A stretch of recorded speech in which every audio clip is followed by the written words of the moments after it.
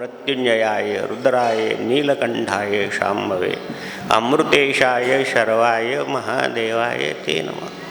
हा ऋग्वेदातला श्लोक आहे. याच्यातलं पहिलं अक्षर ओम आहे आणि ओम हे आद्य अक्षर आहे.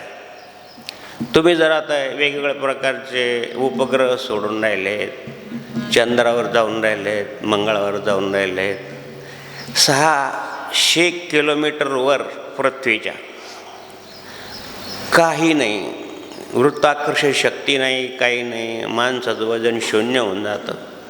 काय मला तर आश्चर्य वाटतं त्या सविता विल्यम्सचं की 146 दिवस 196 दिवस अंतराळामध्ये, वजनच नाही पण 146 दिवस. खाल्लं काय असेल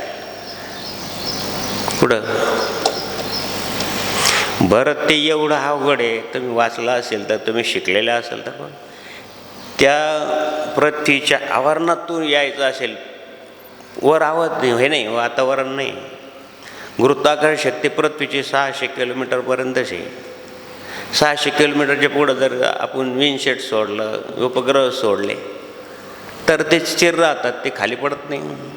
गुरुत्वाकर्षण शक्तीच नाही. असं काल परवा वाचलं मी की इतके उपग्रह सोडले ते बेकामी झाले. काय वर कचरा झाला. जसं आपण महानगरपालिका कचऱ्याची गाड्या, तो कचरा कोणी काढायचा? सगळ्या देशाच्या लोकांना ही चिंता आहे की हा कचरा कसं काय काढायचा. खूप सगळ्यांनीच सोडलेले.